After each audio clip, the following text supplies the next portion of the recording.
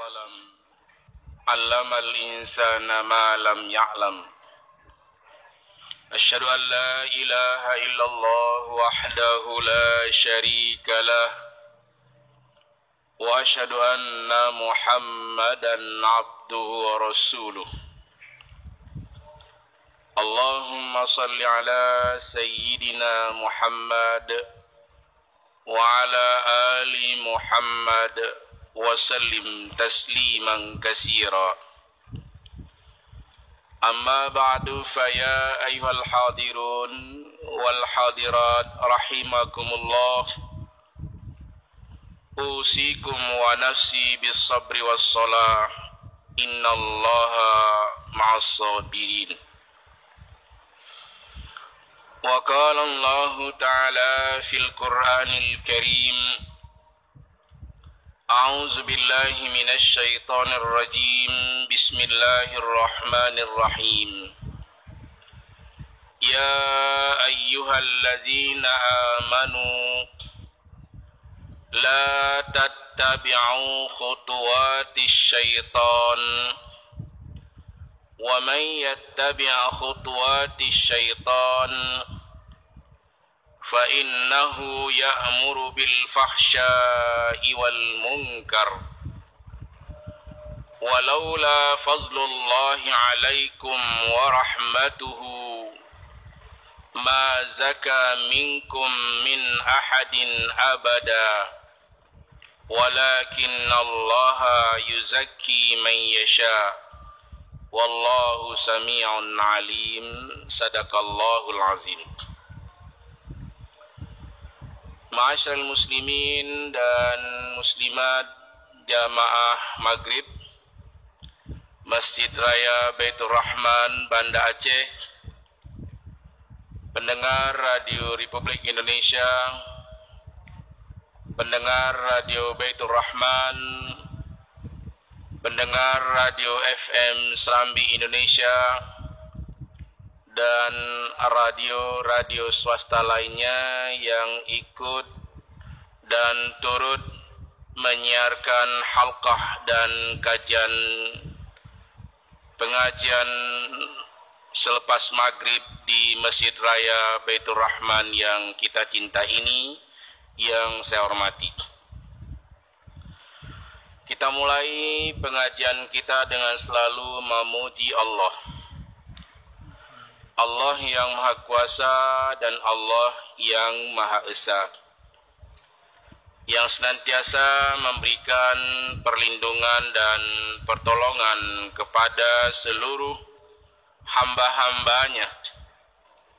Dan semoga kita ini menjadi hamba-hamba Allah yang selalu tunduk dan patuh serta taat kepada Allah Subhanahu wa ta'ala, dengan selalu mau beribadah kepada Allah Azza wa Jalla.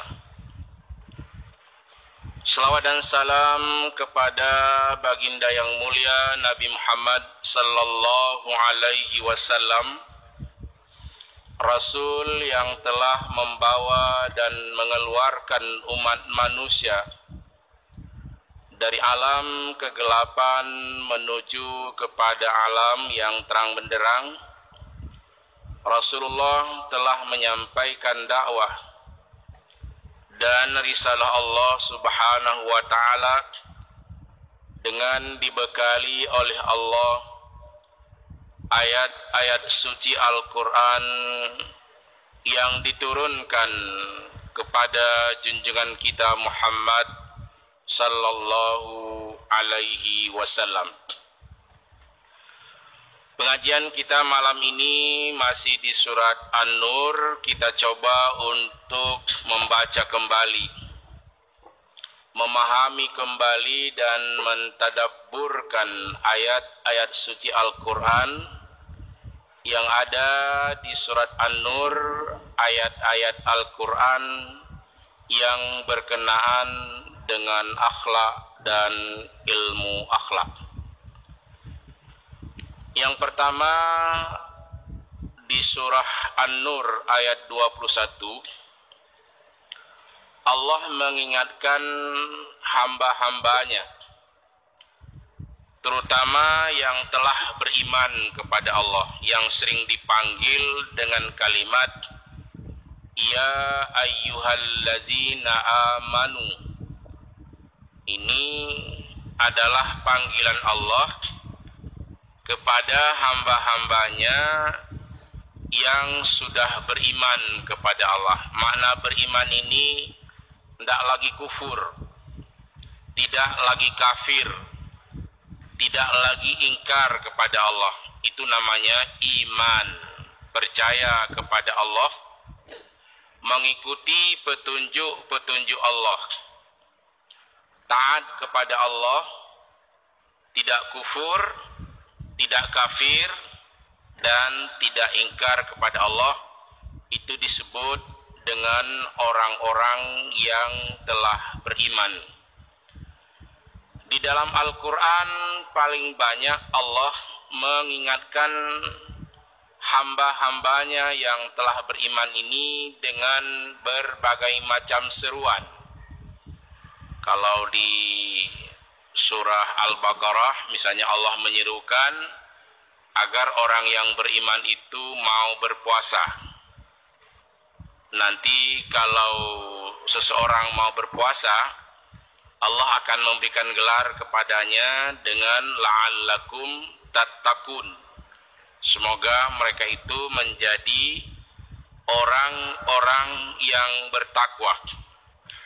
Ini kalau kita lihat ayat-ayat suci Al-Quran seperti di surat Asy-Syu'ara, misalnya materi dakwah yang disampaikan oleh Nabi Nuh alaihissalam kepada umatnya dan juga kepada keluarganya, hanya satu ayat diulang-ulang. Ini di surat Asy-Syu'ara itu ayat ini sama, tapi diulang-ulang oleh Nabi Nuh alaihissalam karena perintah Allah subhanahu wa ta'ala.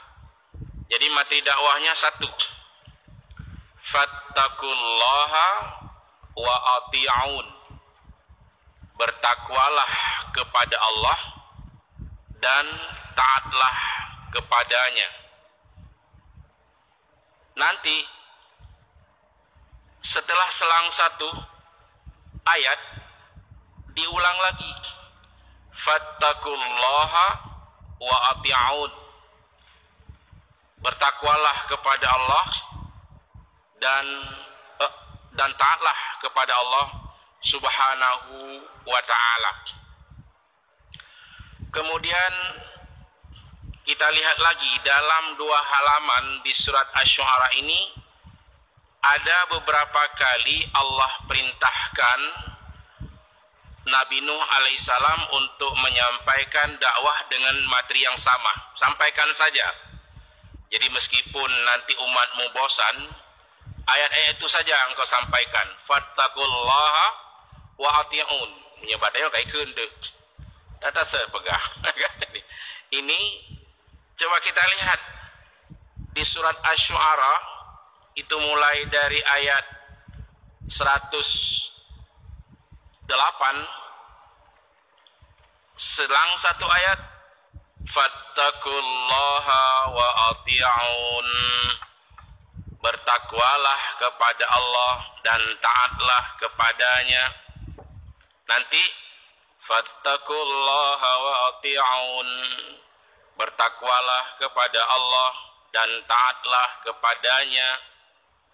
Kemudian kita lihat lagi di 126, fattaqullaha wa ati'un, bertakwalah kepada Allah dan taatlah kepadanya. Kita lihat di ayat 131, fattaqullaha wa ati'un, bertakwalah kepada Allah dan taatlah kepadanya. Ini diulang-ulang sampai dengan 6 kali kalimat ini, agar setiap hamba Allah yang telah beriman atau bahkan pendengarnya belum beriman, fattaqullah, bertakwalah kepada Allah. dan taatlah kepadanya. Maka di surat An-Nur ayat 21, setelah manusia ini taat kepada Allah, taat kepada Rasul, bertakwa kepada Allah, taat kepada Allah, taat kepada Rasul, wahai orang-orang yang beriman, ya ayyuhallazina amanu, la tattabi'u khutuwatis syaitan. Jangan kamu mengikuti langkah-langkah setan. Langkah itu bukan langkah bahasa Aceh. Langkah-langkah setan, strategi-strategi setan, kerja-kerja setan, perbuatan-perbuatan setan, amal-amal setan kamu jangan ikut kalau sudah beriman kepada Allah. Ini sebelum kita lanjutkan, kita lihat dulu apa yang dimaksud dengan khutuwat asyaiton. Wahai orang yang beriman, yang telah beriman, jangan kamu mengikuti khutuwat. Khutuwat itu ada yang diterjemahkan dengan langkah-langkah. Ada juga terjemahannya kegiatan-kegiatan setan.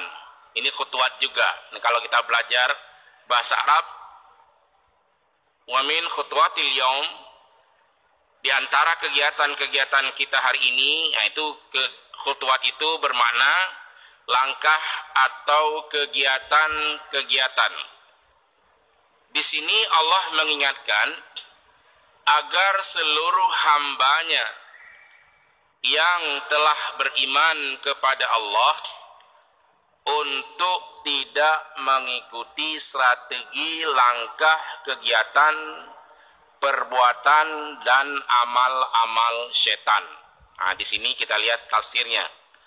Ya ayyuhallazina amanu billahi wa amilu bisyar'ihi la tattabi'u turuqis syaitan. Wahai orang-orang yang telah beriman kepada Allah dan beramal dengan syariat Allah, jangan sekali-kali kamu mengikuti jalan-jalan yang ditempuh oleh setan. Jadi ada jalan yang ditempuh oleh setan. Apa itu jalan setan? Ternyata setan itu fa innahu ya'muru bil qabihi minal af'ali wal aqwal. Setan itu menyuruh manusia untuk melakukan hal-hal yang jelek, hal-hal yang maksiat, hal-hal yang mungkarat, hal-hal yang mengandung dosa. Ada dosa perbuatan dan ada dosa perkataan. Itu disebut fa innahu ya'muru bil qabihi minal af'ali wal aqwal.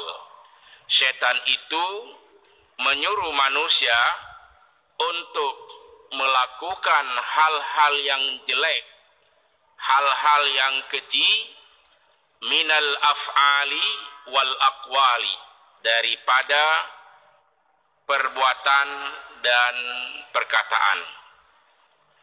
Jadi nanti kalau kita lihat ada orang setiap hari melakukan kejahatan, itu sudah kerasukan setan namanya, sudah dikuasai oleh setan. Jadi salah satu cara untuk menghindari diri dari setan itu dengan cara berwudu. Berwudu itu mengambil air sembahyang, bahasa Aceh coy sembahyang.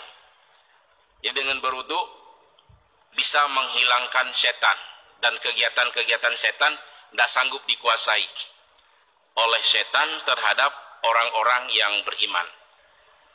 Jadi setan itu diciptakan daripada api, memadamkan api itu dengan air. Maka air wudu, seseorang yang sudah berwudu itu setan tidak bisa menguasai orang ini. Coba lihat.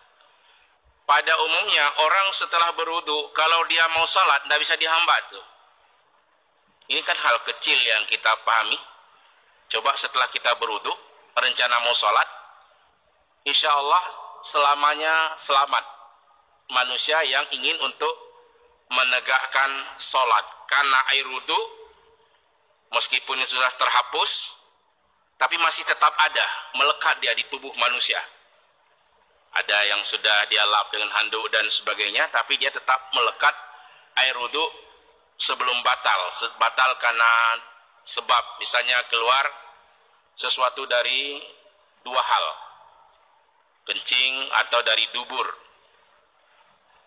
Ketika manusia menjaga wudhunya, di saat itu manusia tidak bisa dikuasai oleh setan, apalagi kalau dia sedang melaksanakan sholat. Allah jauhkan hamba-hambanya dari godaan setan laknatillah. Kemudian orang yang sedang membaca Al-Quran, nah itu maka bagus sebelum membaca Al-Quran kita berwudhu dulu. Sebelum membaca Al-Quran berwudhu dulu. Bahkan mau ceramah pun berwudhu dulu. Ada air wudhu.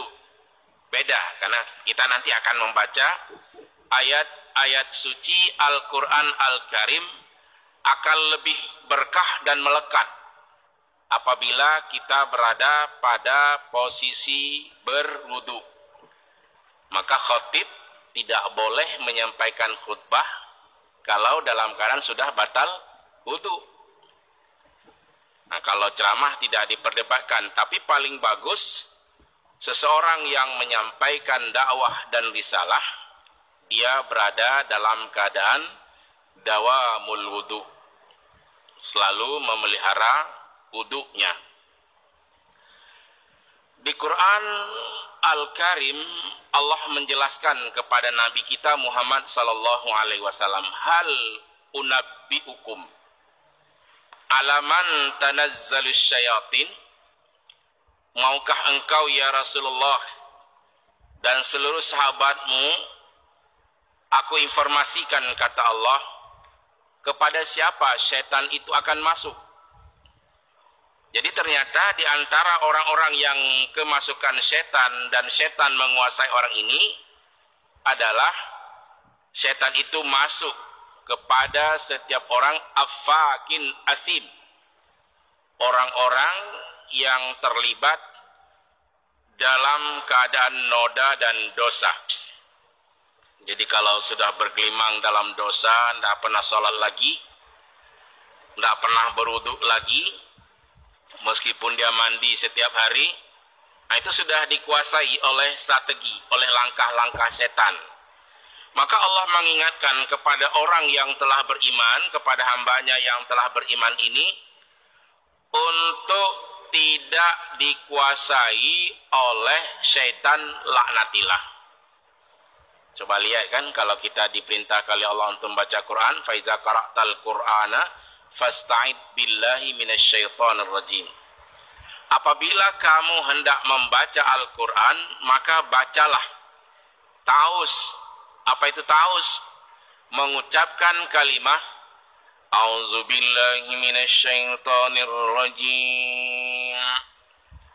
Bismillahirrahmanirrahim. Maka di musabaqah, ya kan? Dimanapun orang ikut musabaqah, baik di tingkat kecamatan, tingkat desa, tingkat kecamatan, kabupaten, provinsi, nasional, internasional, pasti dimulai dengan A'udzubillahi minasyaitonirrajim. Bismillahirrahmanirrahim. Bahkan untuk menyingkatkan waktu sekarang boleh tidak mengucapkan salam. Jadi langsung seorang qari naik, kemudian mengucapkan Auzubillah atau bertaus dia kepada Allah Subhanahu wa Ta'ala.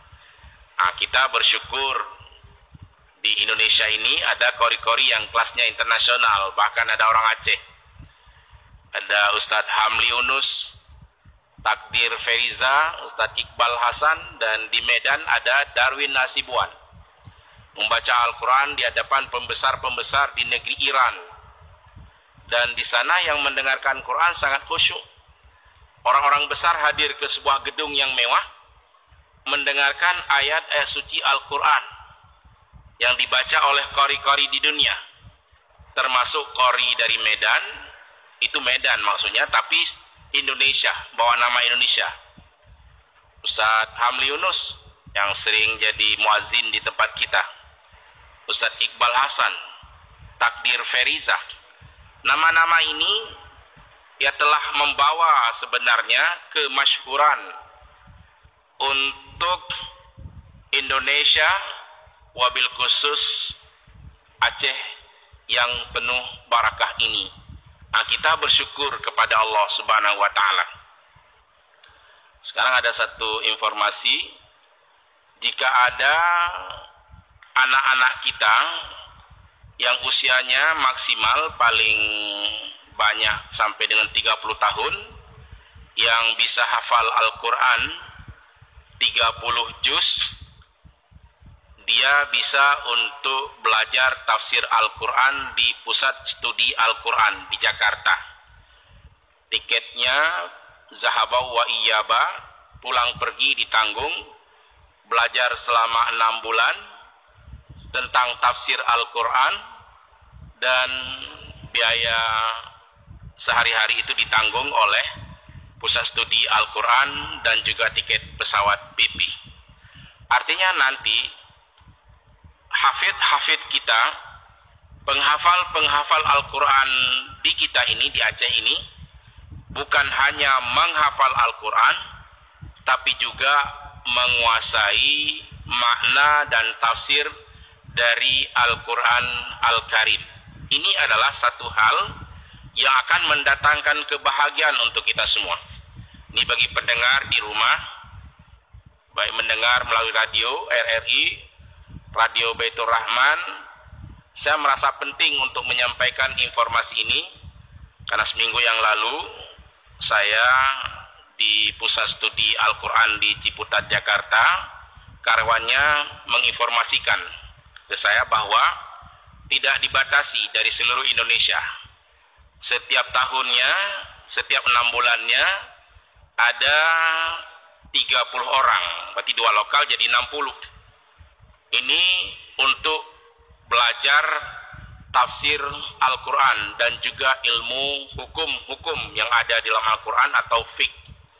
Ini kalau seseorang bisa menghafal Quran, bisa menguasai fiqh, bisa menguasai fiqh itu hukum-hukum Islam, bisa menguasai tafsir Al-Quran, insya Allah kader-kader kita di Aceh nanti akan lebih bagus daripada pendahulu-pendahulunya, insya Allah. Jadi jangan hanya nanti kita berpikir untuk bisa hafal Al-Quran saja, tapi kita berikan motivasi kepada anak-anak kita, baik yang laki itu menjadi da'i, sedangkan yang perempuan jika ada hafidah juga diberi kesempatan untuk menjadi ulama-ulama wanita. Mereka memang tidak difokuskan untuk menjadi da'iyah, tapi bisa untuk menjadi mufassirah. Mufassirah itu artinya seorang wanita yang ahli tafsir. Di Aceh sudah sangat kurang sekarang ini. Kalau di Jakarta itu ada Profesor Dr. Huzaimah Tianggu, ya kan, ada ulama-ulama wanita yang banyak yang bisa untuk menerangkan ayat-ayat suci Al-Quran kepada seluruh warga, terutama di Indonesia ini, dan juga dimanfaatkan untuk dunia internasional. Seperti yang kita sering dengar, ada Profesor Dr. Said Agil Munawar, Husin Al-Munawar, mantan Menteri Agama. Ada Dr. Haji Ahsin Sakho Muhammad. Itu dari Malaysia datang, dari Brunei datang untuk belajar pada mereka. Maka untuk warga Aceh yang sekarang lembaga-lembaga tahfidz itu sudah sangat banyak. Sekarang ini banyak orang-orang tua yang tidak lulus anaknya di lembaga-lembaga tahfidz menjadi sedih. Karena kadang-kadang yang dibutuhkan cuma 120, yang mendaftar sampai dengan 600. Maka diambillah siapa yang sudah bisa menghafal 5 juz misalnya, nah itu dia lulus. Jadi kita jangan nanti berprasangka buruk kepada lembaga-lembaga tahfidz Al-Quran. Kita bermaksud baik, ternyata anak kita belum bisa diterima, tapi yakinkanlah belajar terus menerus, insya Allah Allah akan memberikan kemampuan kepada kita dan ke anak-anak kita semuanya. Ini informasi ini saya selipkan sedikit untuk menyampaikan informasi dan peluang kepada anak-anak kita nanti setelah paham terhadap kajian-kajian Al-Quran. Aceh ke depan insya Allah bukan hanya hebat dan gemilang, tapi cemerlang, penuh dengan cahaya ilahi. Artinya bukan hanya membaca dan menghafal Al-Quran, tapi apa yang dibacanya itu tahu. Jika tidak, nanti banyak sekali berbagai macam godaan. Kadang-kadang kita lihat pada masa kecil bisa hafal Quran, tapi ketika jadi pemuda menjadi hilang dan sebagainya. Ini kita kembali kepada ayat yang sedang kita bahas. Mudah-mudahan setiap orang yang telah beriman kepada Allah, kita tetap berada pada garis lurus. Ini yang diinformasikan oleh Allah di dalam Al-Quran. Jangan ada lagi umat Islam yang sudah beriman kepada Allah tapi masih mengikuti jejak-jejak, langkah-langkah, perbuatan-perbuatan dan perkataan-perkataan setan. Nah, ini tidak boleh. Karena mengapa? Setan itu fa'innahu ya'muru bil qabihi minal af'ali wal aqwal. Karena setan itu menyuruh manusia, menggoda manusia, menipu manusia untuk selalu berbuat dan berkata dengan perkataan yang jelek dan perbuatan yang maksiat kepada Allah Subhanahu wa ta'ala. Ini bisa kita ambil kesimpulan bahwa ketika seseorang sudah terkepung oleh godaan setan, maka dia tidak bisa keluar lagi kecuali mohon ampun dan mohon perlindungan kepada Allah, seperti yang diciptakan oleh Allah di dalam surat Fussilat. Wa imma yanzaghannaka minasy syaitani nazghun fasta'id billah innahu huwas samiul alim. Jika kamu sudah dikepung oleh godaan setan, nazghun fasta'id billah, maka minta perlindungan kepada Allah supaya lepas dan bebas. Mana contoh orang terkurung dalam lingkaran setan? Sudah tua tidak bisa sholat, padahal bukan orang gila. Setiap saat belum datang hidayah dari Allah. Dia hidup dalam Islam, dalam agama Islam. Dia orang yang sehat pikirannya, tapi tidak sholat, berarti terkepung dia dalam lingkaran setan, sedang mengikuti langkah-langkah setan, sudah tidak bisa lagi keluar karena sudah dikurung.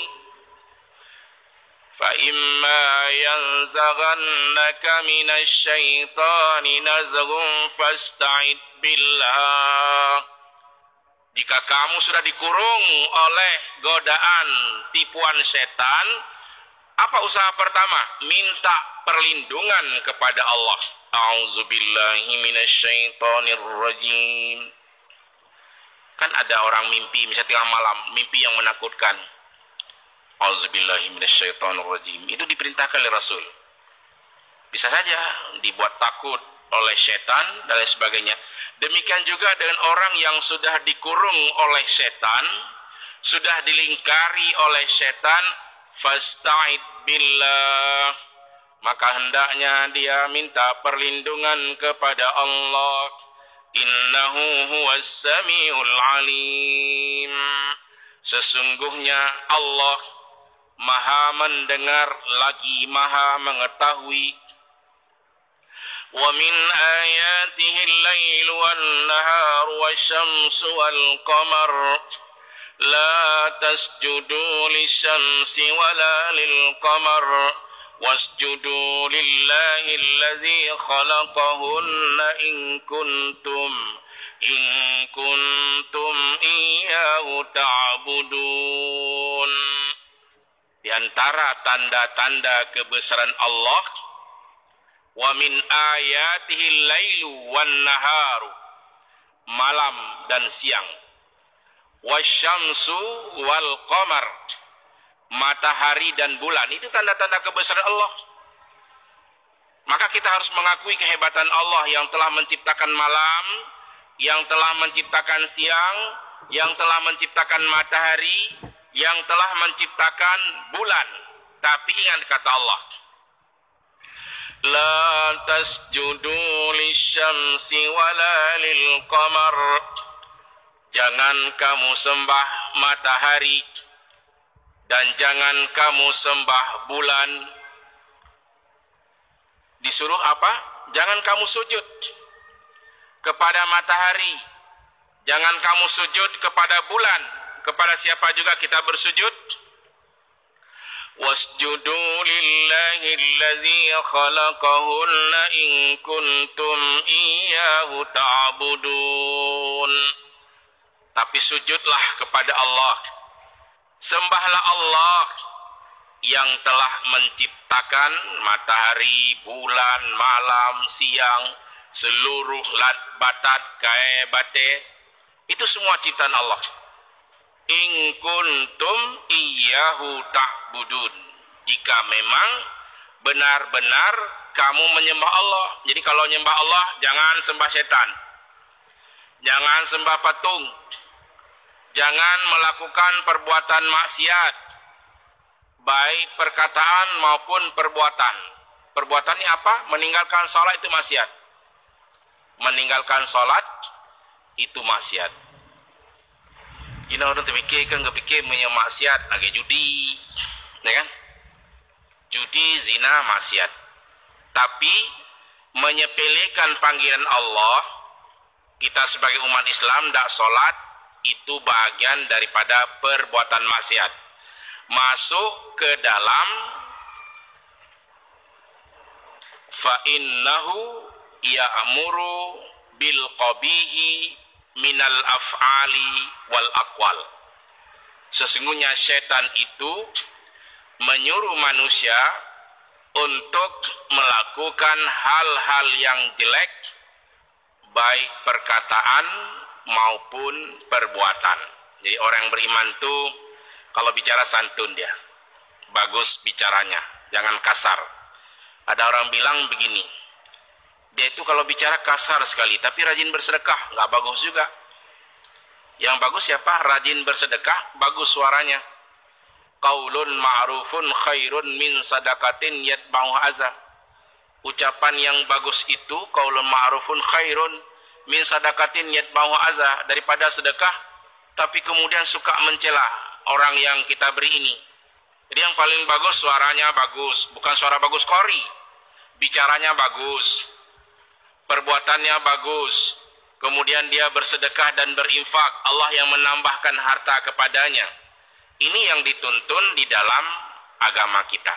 Nah, jadi supaya kita sebagai orang yang beriman ini hendaknya selalu mau beribadah pada Allah, mau sholat, mau membayar zakat, kalau ada uang sudah cukup untuk nisab zakat. Kemudian nanti datangnya bulan suci Ramadan, kita berpuasa di bulan suci Ramadan, dan kita hindari supaya kita ini jangan dikuasai oleh setan, laknatillah. Saya ulangi, mana contoh orang yang dikuasai oleh setan? Ketika dia ingin berbuat baik, misalnya dia berjuang ini, ada orang sedang berjuang untuk sholat fardu saja 5 kali dalam sehari, zuhur, asar, maghrib, isya, subuh. Kalau dia masih bisa menguasai dirinya, berarti setan tidak bisa menguasai orang ini. Inilah yang dimaksud ketika Allah memberitahu kepada Rasulullah, maukah engkau kami beritahu kepada siapa setan itu akan masuk? Jadi dia akan masuk kepada orang-orang yang bergelimang dalam kemaksiatan dan dosa, maka orang ini dikuasai oleh setan laknatillah. Lalu ada orang bertanya, mengapa orang yang sedang terlibat dalam maksiat dan mungkarat masih dibiarkan oleh Allah Subhanahu wa taala? Mengapa Allah hendak mengazab langsung orang-orang ini? Ini kita lihat juga di surat An-Nur ini. Kalau tadi di surat Asy-Syu'ara Allah ulang-ulang fattaqullaha wa ati'un, di surat An-Nur apa yang diulang-ulang oleh Allah? Walaula fazlullahi 'alaikum wa rahmatuh ma zaka minkum min ahadin abada walakinnallaha yuzakki man yasha wallahu sami'un alim. Ini di belakang juga sudah ada ayat yang pernah kita bahas, tapi ujung ayatnya beda. Walaula fazlullahi 'alaikum wa rahmatuh wa annallaha raufur rahim. Kita lihat di atasnya lagi.